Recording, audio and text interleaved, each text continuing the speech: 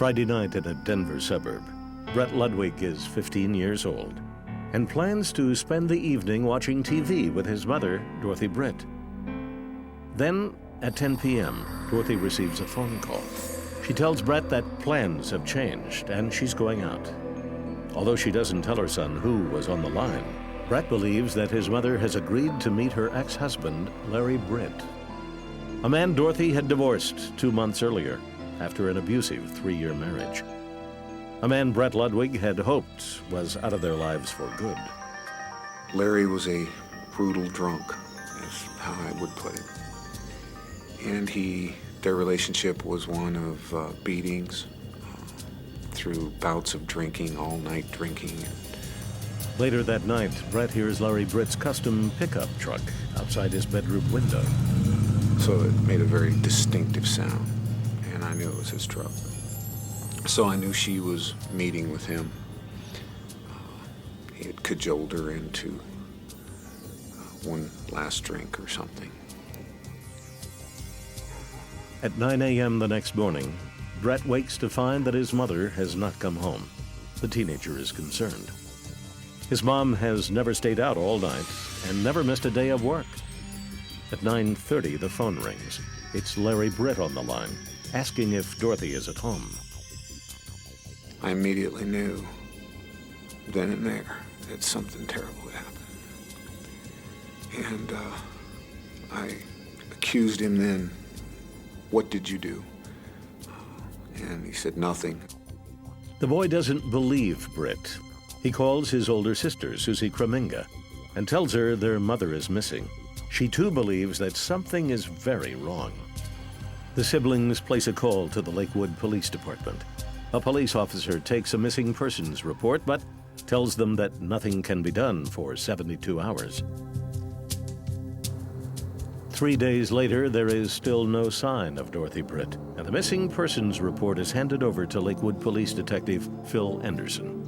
When Anderson arrives at Dorothy Britt's home, the first person he speaks with is her son, Brett. Oh, he was convinced. He was convinced. There was no doubt in his mind, I don't think ever any doubt in his mind, that Larry had done something to his mother. After talking to family members, investigators begin to retrace Dorothy Britt's movements on the night she disappeared. Detective Clarine Shelley finds her way to a bar called the Front Range Inn, a place that Mary and Dorothy frequented while they were married. There were employees at the bar that had seen both Larry and Dorothy at the bar that previous night. They were there until closing time. 2 o'clock, it was determined later. And 2 or 3 of the employees had actually seen them. One bartender tells police he saw the couple drive away in Larry Britt's pickup, making Britt the last person seen with Dorothy before she disappeared. When police question Larry Britt, the suspect says he never saw Dorothy that night. Detectives obtain a search warrant for his truck. While we were searching the vehicle, we discovered a large quantity of blood underneath and on the back of the seat on his pickup truck. Detectives send samples of the blood to the crime lab. In 1974, before DNA technology, forensic testing is able to determine that the blood is human, and it is the same type as Dorothy Britt's. When his story is challenged, however, Britt doesn't waver. Absolute denial in terms of contact with Dorothy or knowing what would have happened to her, why she wasn't home. Even without a body, detectives want to move on their suspect. They take their case to the local DA and ask him to charge Britt with murder. On August 29, 1974, Larry Britt is arrested and charged with first-degree murder. 2 months later, the accused stands before a judge, clutching hard at an alibi, in the form of a woman he married just days before the hearing, a woman named Betty Curley. Betty came in and indicated that he was at her apartment and had been there prior to 12:30 the evening before and had been there all night long until 9 o'clock the next morning, and we couldn't shake her. The judge decides the case against Britt is not strong enough to go to trial. Larry Britt walks out of the courthouse a free man, while Dorothy Britt's family is sentenced to 2 decades of anguish as the investigation into their mother's disappearance goes cold.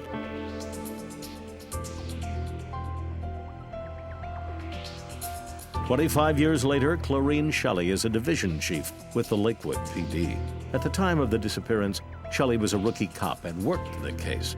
Now she decides to reopen it and begins by checking on the state of marital bliss between Larry Britt and his alibi, wife Betty. Phil Tenney tracks Betty Britt to an assisted living facility in Central California. Not very good health. A smoker, a drinker for her entire life. She was on oxygen, using a walker, and in her early 70s.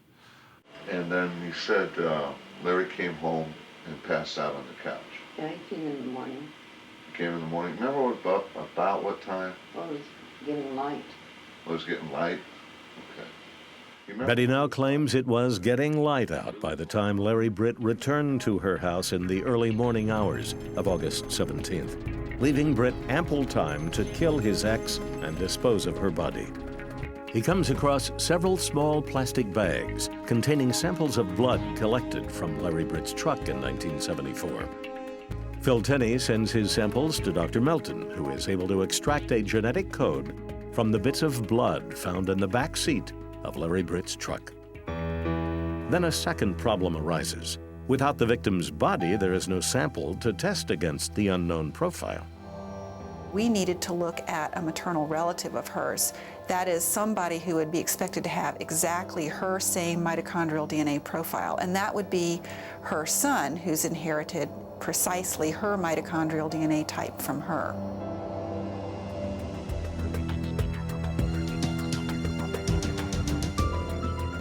Brett Ludwig is Dorothy Britt's son. For 25 years, he has believed that Larry Britt killed his mother. Now he rolls up a sleeve and provides a vial full of blood in the hopes of proving exactly that. Dr. Melton takes Brett's blood, extracts a genetic profile, and compares it to the unknown DNA found in Larry Britt's truck. And what we found was that those blood flakes that came from Larry Britt's truck had the same mitochondrial DNA type as that of Brett Ludwig. In July of 1999, detectives present their case to the DA's office. 5 months later, a grand jury issues an indictment for murder against Larry Britt.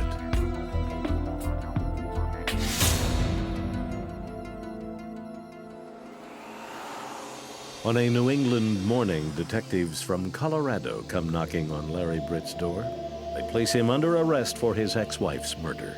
The 59-year-old man still has nothing to say for himself. When Larry Britt's lawyer broaches the subject of a possible deal, Easter strongly considers, but not before talking it over with Dorothy Britt's family. We explained what the downside of going to trial was. We cared an awful lot about what they wanted and what they felt. The family's overriding concern is that Larry Britt never walk the earth as a free man, ever again. They also want to finally know what Britt did to their mother. And so we made that deal that he had to be interviewed by the best polygrapher that I know, and that he had to pass a polygraph on those issues before we would give him the deal. In January, Larry Britt is strapped into a polygraph machine and finally tells police the why and how of Dorothy's murder. She was arguing with him. He got upset. There was no remorse. He's a very matter-of-fact interview. They were arguing, he got mad, so he shot her. It was, in his mind, it was that simple. Britt goes on to tell Tenney what police have suspected since 1974, that he buried her body in a gravel pit at the construction site of the Chatfield Dam and Reservoir. On January 22, 2001, Britt pleads guilty to the reduced charge of manslaughter and is sentenced to 10 years in prison. So it was a definite. He was going to jail. And, you know, at his age and his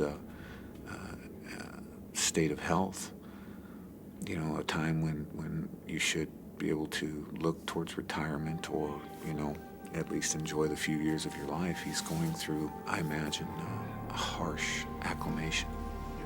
So there's a measure of justice. Is it the full measure? I think not.